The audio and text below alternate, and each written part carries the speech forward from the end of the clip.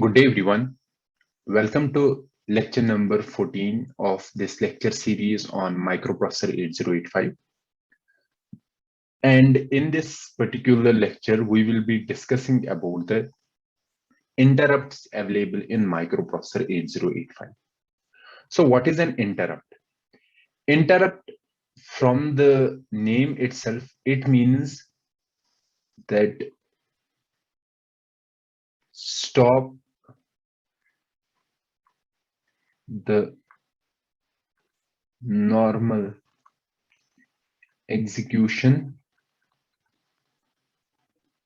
and perform some other task.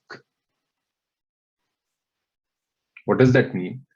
For example, if my computer system is working and it is performing some task, and during the execution of that particular task, let's say I am pressing some key on the keyboard, okay? Or let's say, for example, the fan of my system has stopped working. So because of these events, these external events, a signal goes to a processor, and that signal makes the processor to stop the normal execution and handle that particular signal. That particular signal is called an interrupt. Okay. So in response to this interrupt, what our processor does, so our processor, when it receives, so this is my processor. So when it receives an interrupt, or we can say external signal, what it does, first thing it is going to does is stop the normal execution.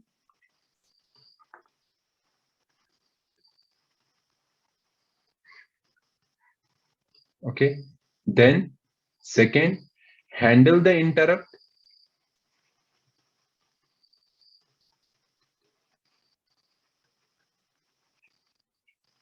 And after handling the interrupt, resume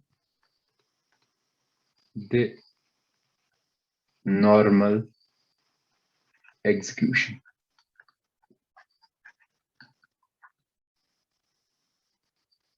Okay.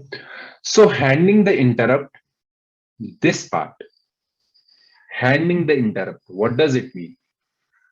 So in response to an interrupt, a program, let's suppose it was running like this, it was doing a normal execution. So it was executing instruction 1, then instruction 2, dash dash dash, and the end is instruction n. Let's suppose at instruction x, it was executing, this was its normal execution. Normal execution. Let's say it has reached to this instruction x. So it is executing instruction x. Now at this point, if our processor received an external signal, or we can say an interrupt, okay, what it does, it completes the execution of this particular instruction. And after completing the execution of this particular instruction, it goes to handle interrupt. And after handling the interrupt, it returns back to this instruction. So it starts from this instruction and then completes the normal execution. So first, it will complete these X instructions. And since interrupt has occurred at instruction X, it will go and handle an interrupt. What is the meaning of handling an interrupt? Handling an interrupt means that in response to an interrupt, it runs some subroutine. For example, let's say the interrupt is my fan has stopped working. Okay, let's say the interrupt is like this. The processor, the computer system's fan has stopped working. So when it receives this interrupt, it goes and runs some routine that tries to start the fan again. Okay. So it runs some subroutine that tries to handle that particular interrupt. So after running this subroutine, it goes back to the normal execution. So it starts from here. So if you can see here, it is like calling a subroutine and then returning back to a subroutine. So this particular subroutine, it is a subroutine that handles an interrupt. Okay. So what is a subroutine? Subroutine are a set of instructions. Okay. So every subroutine, you know that every subroutine is run when it is called by some from some other program, then only it is run. And at the end of the subroutine, we have return instruction. Return means go back to the original point. Okay. This special subroutine that is handling an interrupt. This subroutine is called interrupt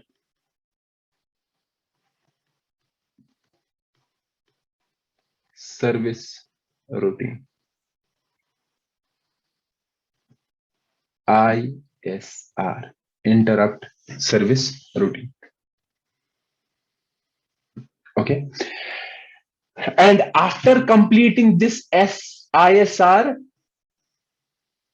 the control goes back to the normal program or the actual program, and our microprocessor starts the resumes the normal execution. So you can see that every interrupt service routine, at the end, it should have a return instruction.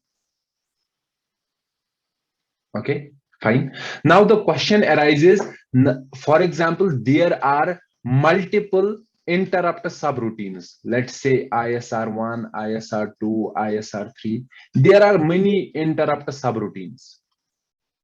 Now, for example, if interrupt has occurred at instruction X, our program should know to which ISR should I jump. Should I go to this ISR? Should I go to this ISR? Should I go to this particular ISR? Okay. How it knows the starting address of an interrupt service routine. The starting address of interrupt service routine is provided by an interrupting device. So when an interrupting device is providing an interrupt, it also provides the starting address of the subroutine that is to be run. We are going to discuss this in great detail, how it is providing that particular address shortly in this particular lecture. But you should know how actually is a subroutine run. Okay, or we can say how actually is interrupt executed. So what it is doing, the first part is, if interrupt has occurred at instruction X, or we can say, let's say interrupt has occurred when our processor was executing instruction X. Okay, what it is going to do, it will complete execution of instruction X. Then third, save the return address on stack. Return address will be address of instruction X plus 1. Then fourth is execute instruction subroutine. Okay, and we know end instruction of instruction subroutine will be return. Fifth will be get the return address from stack and start executing instruction x plus 1. Okay, so there are some changes in the steps. We will see what are the changes for different types of interrupts, but this is the general perspective, or we can say general steps that are to be followed for executing an interrupt.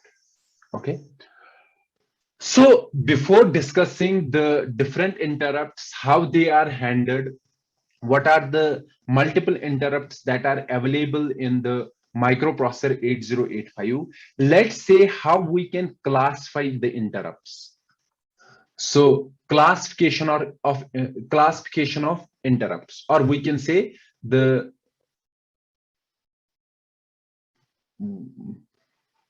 different, so we can say different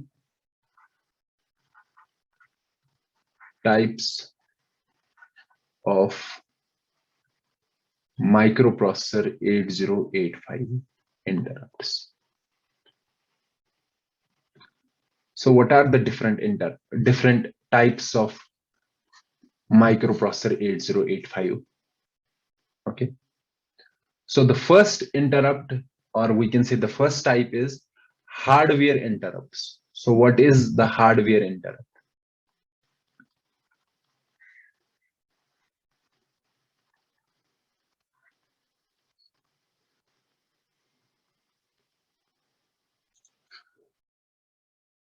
So hardware interrupt is an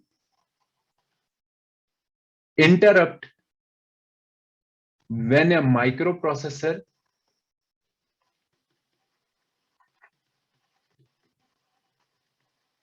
receives an interrupt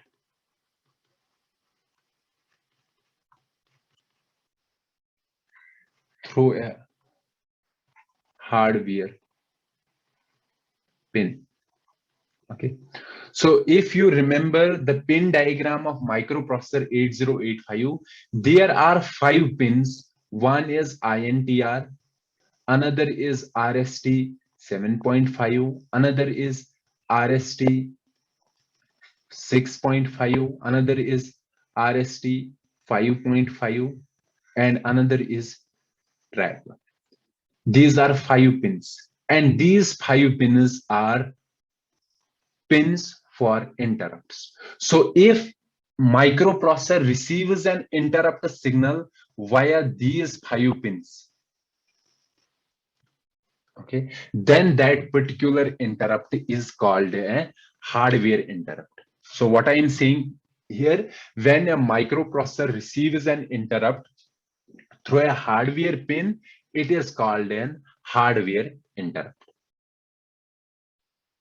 Okay, and in microprocessor 8085, there are 5 hardware interrupts: INTR, RST 7.5, RST 6.5, RST 5.5, and trap. Okay, then the second category of interrupts are the software interrupts.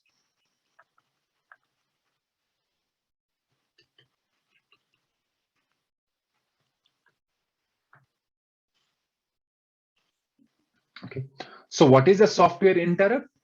It is an interrupt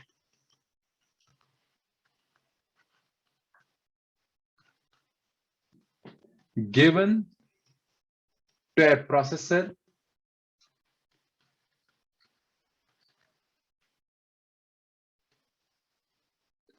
via an instruction.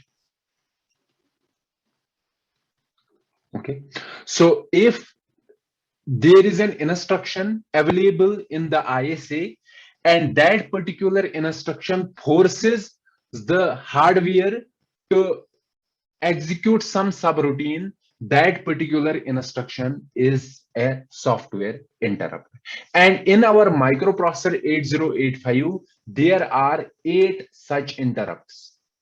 Okay, there are 8 such software interrupts, or we can say 8 such instructions. One is RST0, another is RST1, another is RST2, RST3, RST4, RST5, RST6, and RST7. We know RST0, when this interrupt is there, or we can say when this instruction is there, the program goes to location 0000H.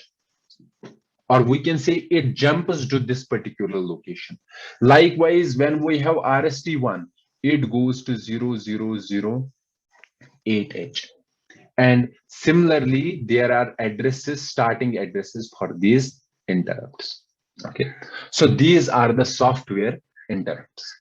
Now let's see another category, that is vectored interrupts.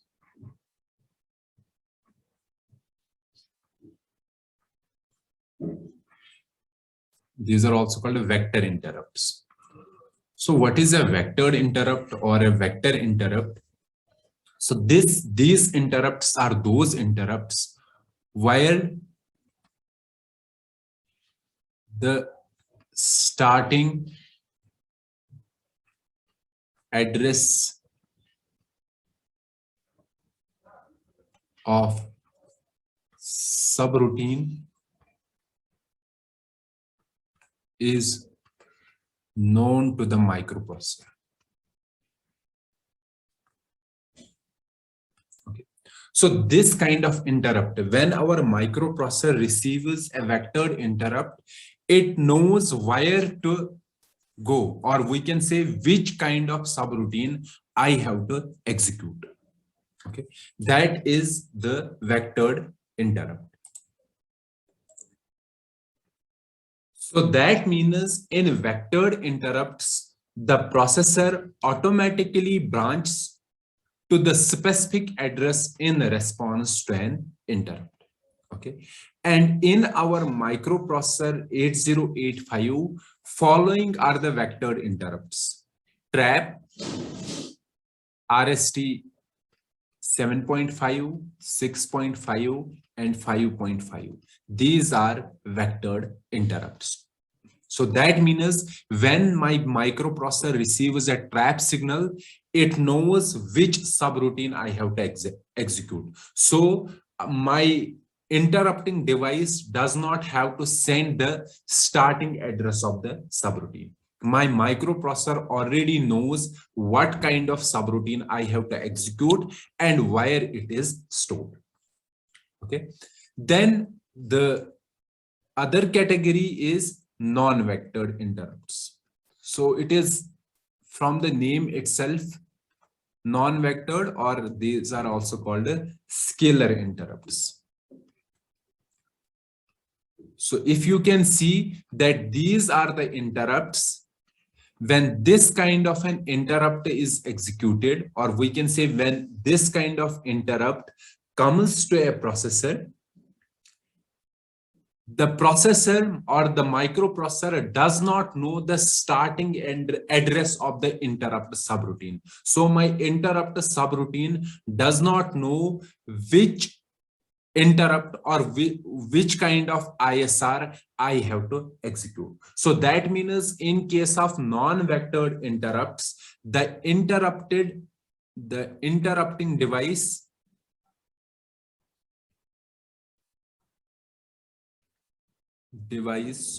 should give the address of the interrupt service routine. Okay. So in case of vectored interrupts, the manufacturer fixes the address of the ISR to which the program control is to be transferred. However, in non-vectored interrupts, the manufacturer does not fix the address of the ISR. Okay, and in our microprocessor 8085, there is only one non-vectored interrupt, and that particular is INTR. Okay, so vectored interrupts only comes for the hardware interrupt. So since there are 5 hardware interrupts, 4 are vectored interrupts and 1 is a non-vectored interrupt. Then for hardware interrupts, there is another category, that is maskable and non-maskable interrupts. So this is only for hardware interrupts. Okay, maskable and non-maskable. So in our microprocessor 8085, if we go through the maskable and non-maskable, we have to first understand what is the meaning of masking. Okay, so what is masking? Masking itself means preventing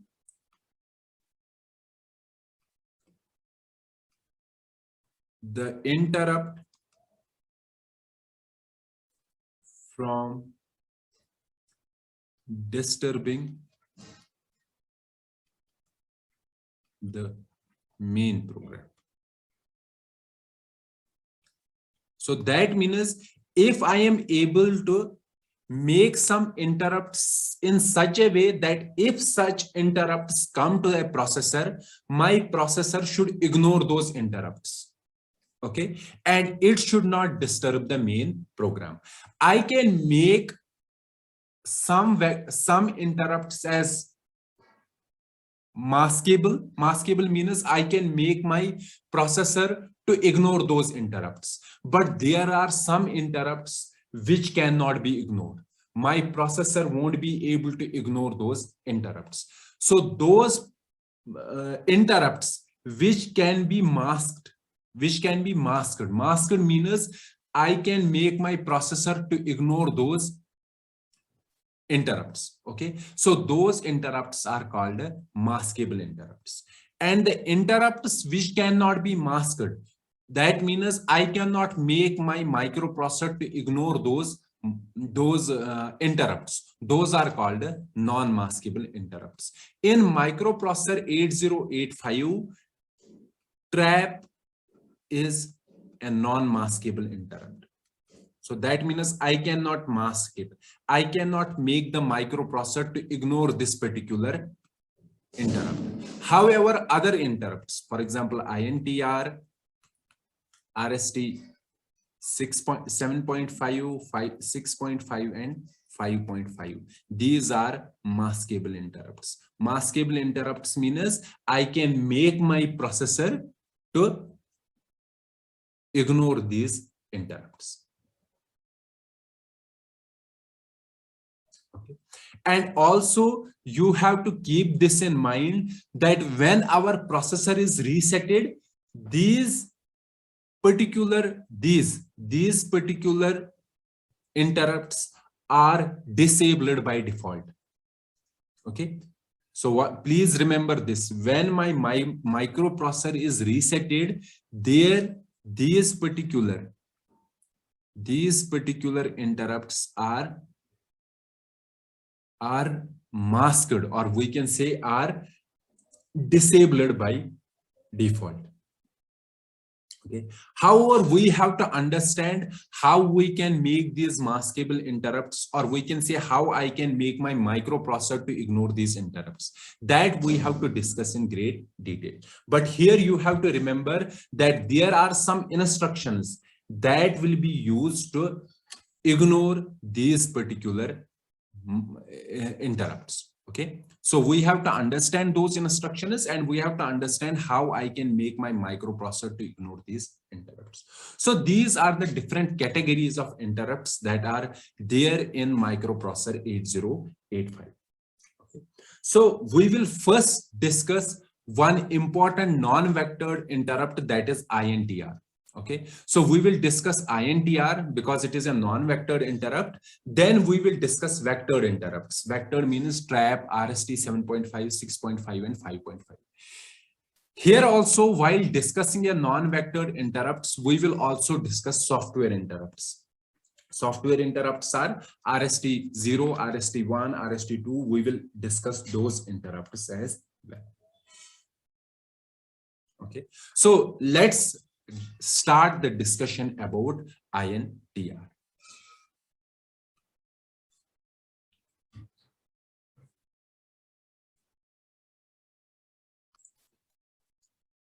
So before discussing about the INTR interrupt, you have to remember two things. The first thing is we can disable interrupts, and second, we can enable interrupts. So what does that mean? We can disable interrupts. Disable interrupts means we can make our processor to ignore taking interrupts. But you have to remember, we can only disable maskable interrupts. We cannot disable the non-maskable interrupt. For a trap cannot be disabled. Okay, and we can enable interrupts means that we can make our processor to take the interrupts.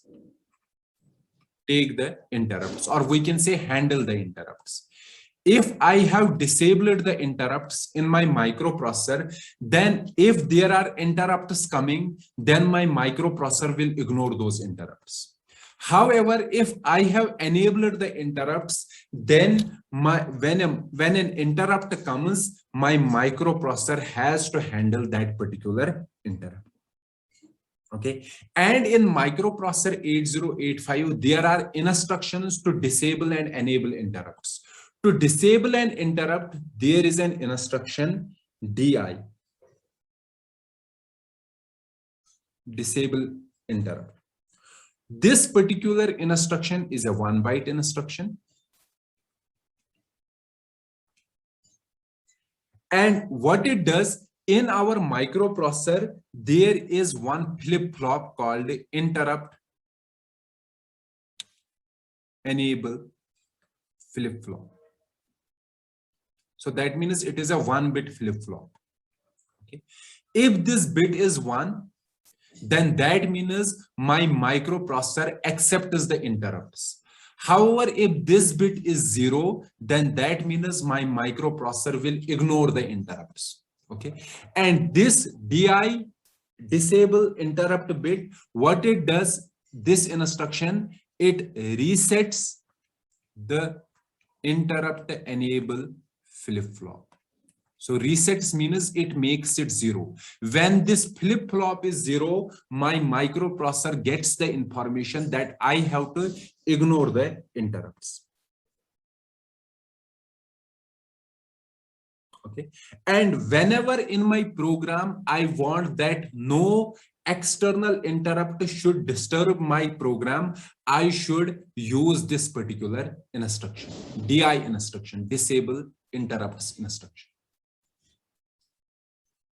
Okay, now like disable interrupts, there is an instruction to enable interrupts, and that instruction is EI, enable interrupt. This is also a 1-byte instruction.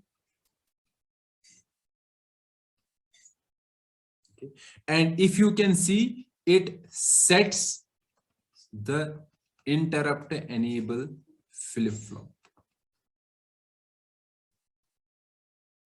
And you have to remember that when I am doing system reset,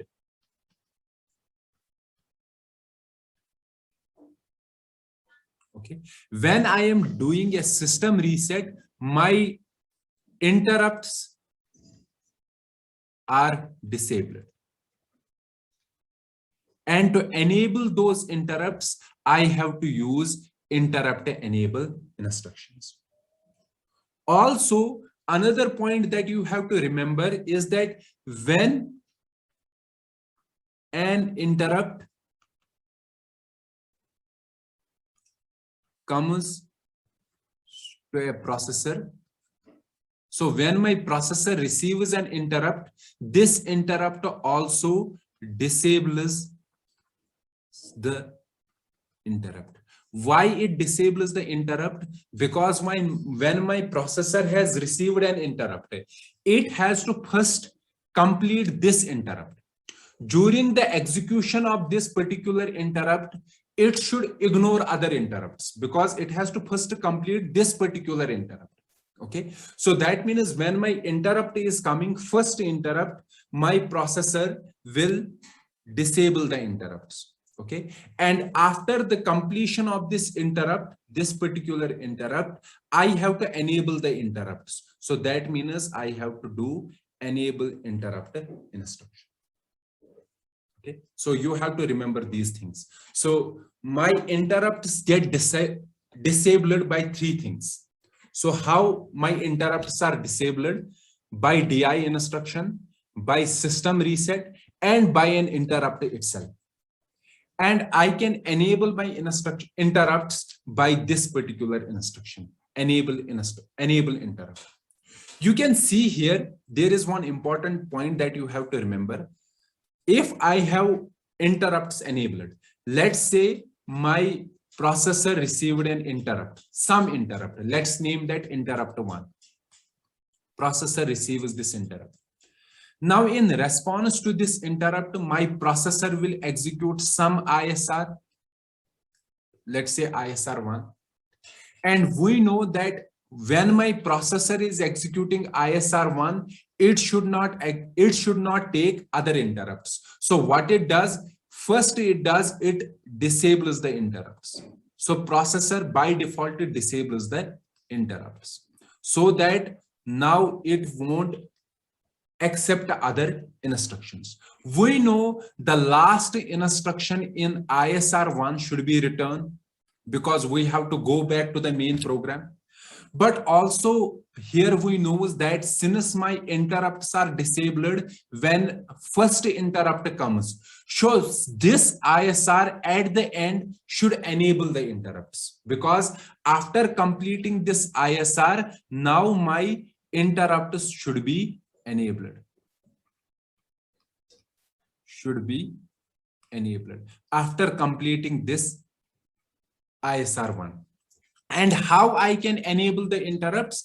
I can enable the interrupts by EI instruction. So that means in this ISR, before the return, I should have enable interrupt instruction so that it enables the interrupts. Okay, so you have to remember that in every ISR, at the end, these two instructions should be there. One is enable interrupt, it enables the interrupts, and the last one should be return. The return means go back to the main program.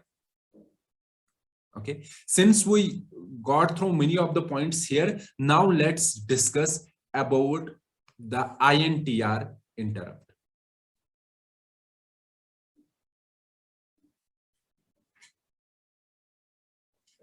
Okay, so this particular interrupt, as we already know, it is a hardware interrupt.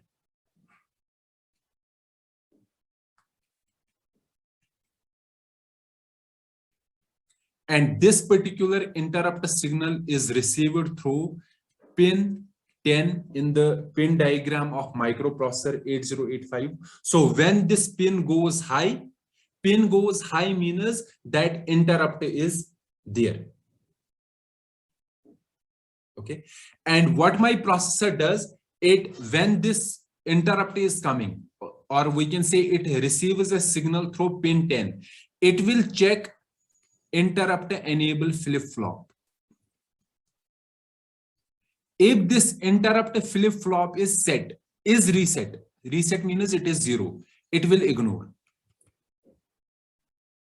However, if it is set means 1, it will take some action.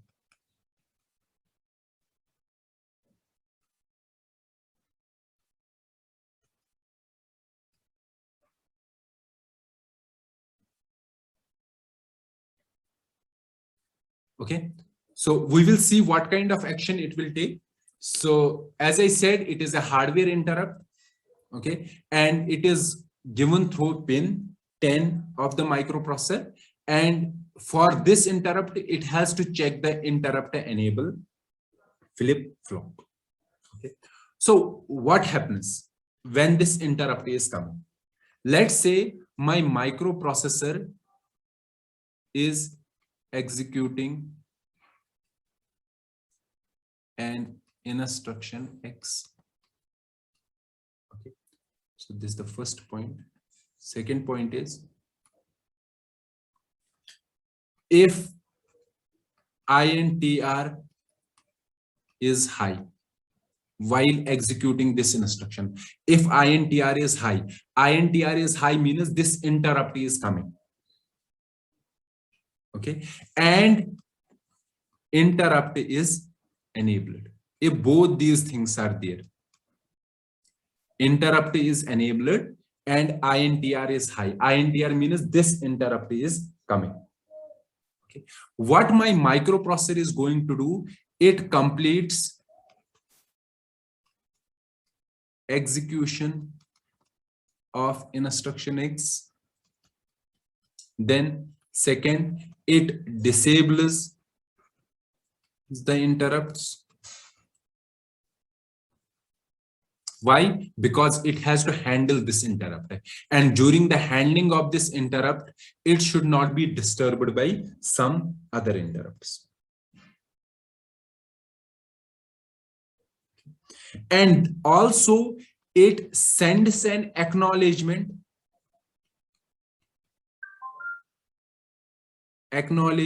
to interrupting device.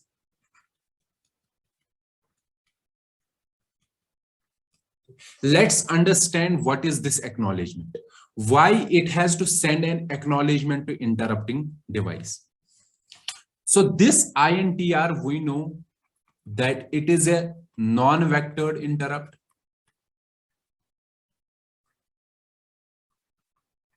What is the meaning of non-vectored interrupt?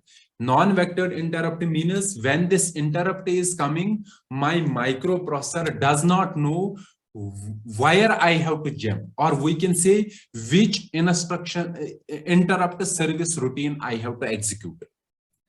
So it should know the starting address of that service routine. Okay, the routine that it has to run in order to handle this interrupt. Okay, so when this interrupt is coming, my microprocessor will inform the device, interrupting device, or we can say the device that has raised this interrupt.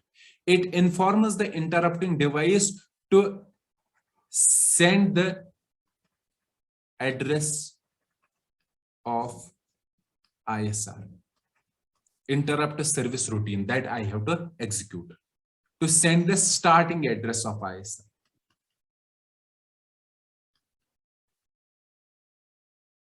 Okay. And how it will inform the interrupting device to send the starting address? It sends an INTA, this acknowledgement, to that particular device who has raised this interrupt. So it is an active low signal. You already know that this INTA is available. It is a pin in the pin diagram of microprocessor 8085. So this acknowledgement, this particular acknowledgement is sent to an interrupted device, so that now the interrupting device can send an starting address of the interrupt. Okay, so after receiving this INTA signal, my interrupting device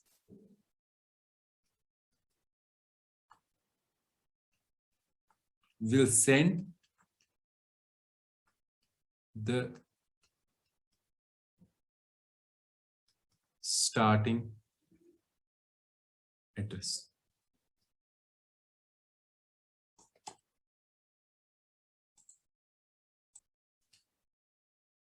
Now this interrupting device will have to send the starting address. We know that in our microprocessor, if this is my microprocessor, every external device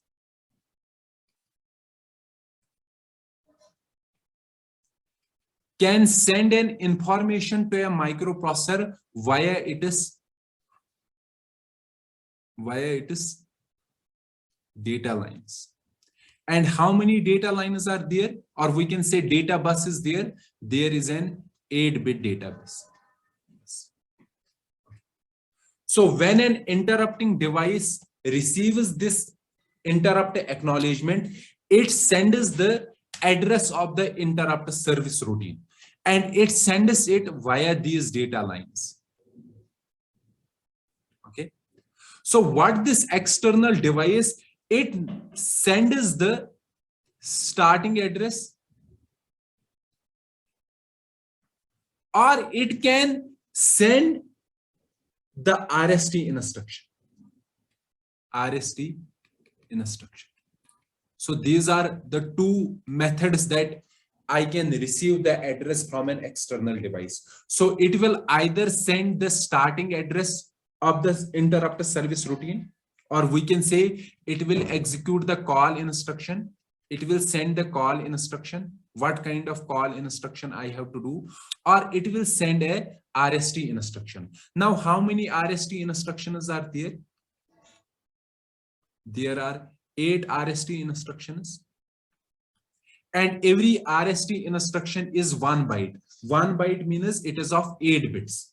Okay. For example, RST0. RST0, its code is C7. RST1, its code is CF. RST7, similarly RST7, its code is FF. Now my microprocessor will either receive a call instruction from external device. Call means go to this particular location, or it will receive these instructions, RST0, RST1, or RST7. Now if it receives RST0, RST0 means go to 0000H location. So that means my interrupt service routine is there. Okay. RST1 means go to 0008H. Likewise, RST2, RST3, and RSTF means go to 0003H. So what you have to remember, that my interrupting device will send the starting address of the interrupt subroutine by either sending a call instruction. Call instruction is a 3-byte instruction. So that means it has to send 3 bytes. Okay. Call instruction, or second, it can send one of the RST instructions. It can raise one of the RST instructions. So if it is sending what I'm saying, C7, this code C7, so that means RST0 will be executed. RST0 means the subroutine is stored at this location. Likewise, RST1, RST2, and other ones. Okay. And after this, what it is going to do, after completing the subroutine, at the end of the subroutine, end of subroutine, what we have to do, we have to enable interrupts. So that means this instruction should be there, enable interrupts. And also after this enable interrupts, we have to return to main program. Return to main program means that we should have a return instruction.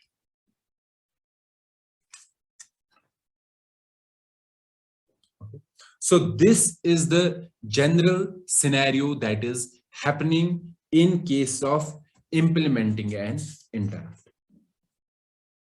Fine.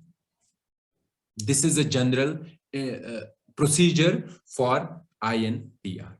Okay. So let me repeat it, and after summarizing this, you have to make the timing diagram of handling INTR. Okay, so I will give all the details here, but timing diagram you should create on your own. So let's say how we are handling the interrupt, INTR. So what are the steps? So first is the first step. So let's take these steps. Let's say microprocessor is executing instruction X. Step second, it checks INTR. So it repeatedly checks INTR signal. 3, if INTR is high and interrupts are enabled. Then fourth, sends it completes execution of instruction X. Then fifth, stores a return address. That means address of instruction X plus Y1 on stack. Sixth, sends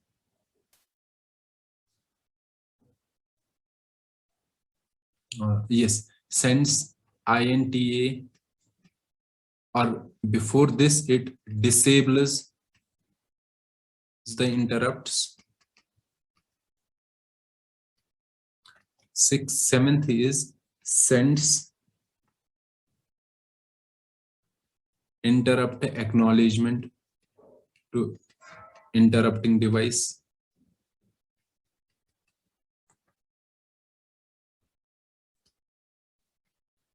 Eighth, interrupting device either sends the call instruction or one of RST instruction. Okay. And based on the received instruction, my microprocessor runs the interrupt subroutine. Okay. At end of ISR, it enables the interrupts.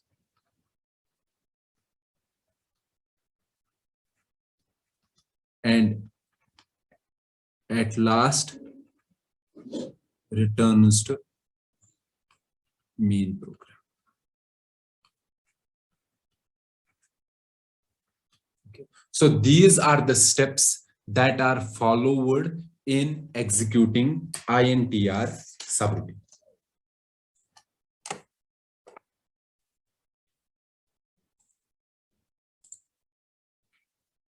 Okay. So since, as I said, that interrupting device either sends the call instruction, so that means it has to execute this call instruction or it has to execute this RST instruction. Let's take an RST instruction, example of an RST instruction, and that by default covers the call instruction as well. So let's see what happens when it has to execute RST instruction. So what will happen? So let's see how RST instruction is executed.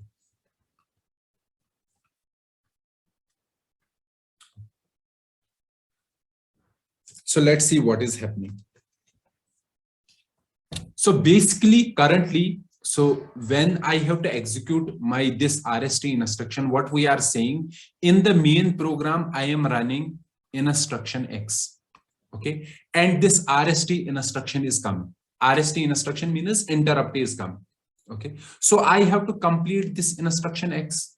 Now at this particular point, my PC contains the memory address of instruction X plus 1. Okay, because next instruction it has to execute is X plus 1. Now when this RST instruction comes, okay, so see here, PC contains X plus 1. So my address bus, if I take the address bus, In this address bus, higher order bits contain the higher order of PCH, matlab higher order 8 bits of PC, and lower 8 bits contain the lower 8 bits of the PC at this particular point. Fine, this PC. Now what I am doing, I have to complete this instruction. First, I will complete this instruction. Then comes the RST instruction. So that means now I have to execute this RST instruction. So this RST instruction, this data comes through a data bus. Because we know that this data is coming from an interrupting device, and interrupting device can send this instruction via a data bus. So my data bus is of 8 bits, and this 8 bits contains the RST at this particular time. Now my microprocessor will decode this instruction.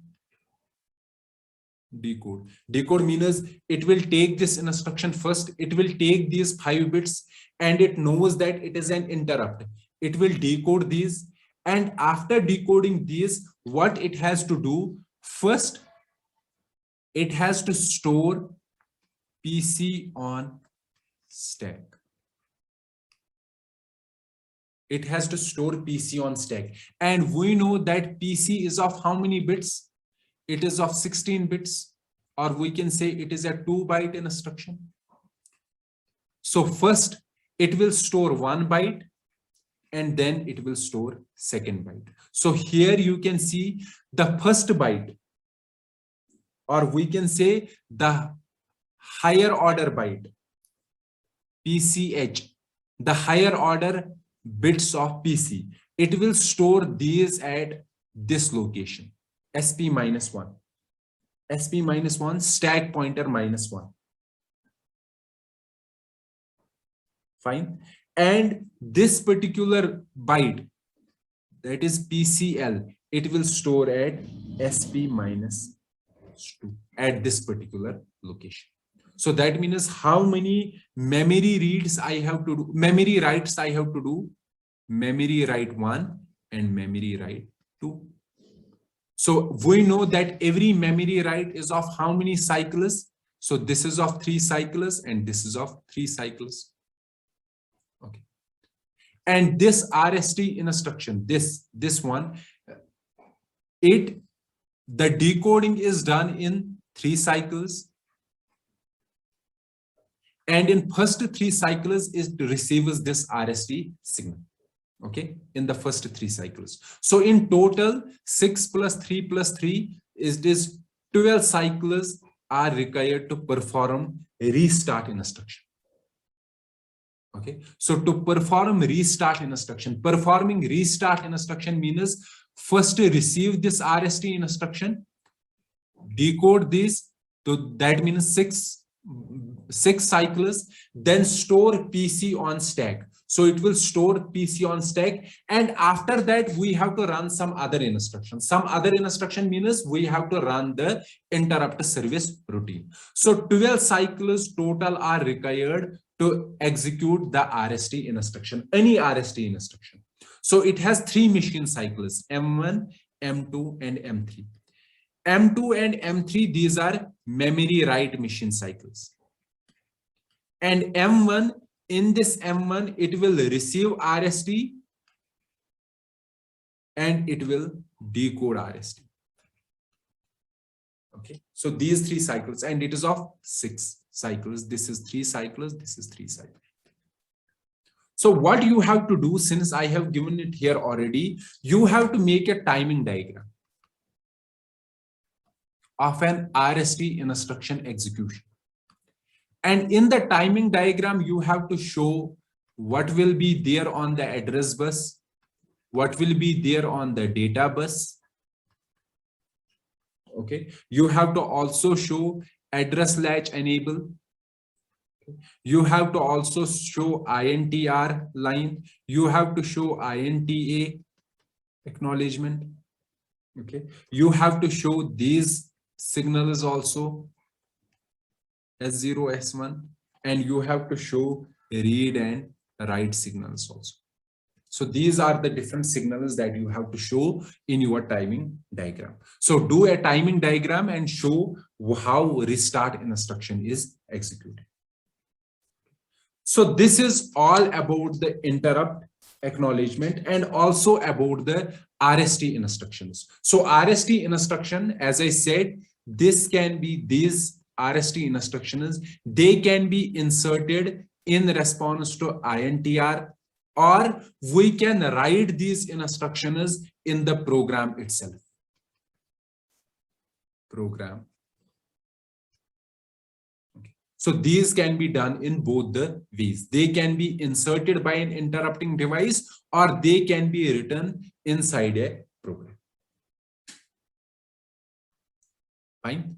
So this is all about INTR and these restart instructions. These are also called, these RST are also called restart instructions. And we said that this INTR is a non-vectored interrupt. Now we have to discuss about the vectored interrupts.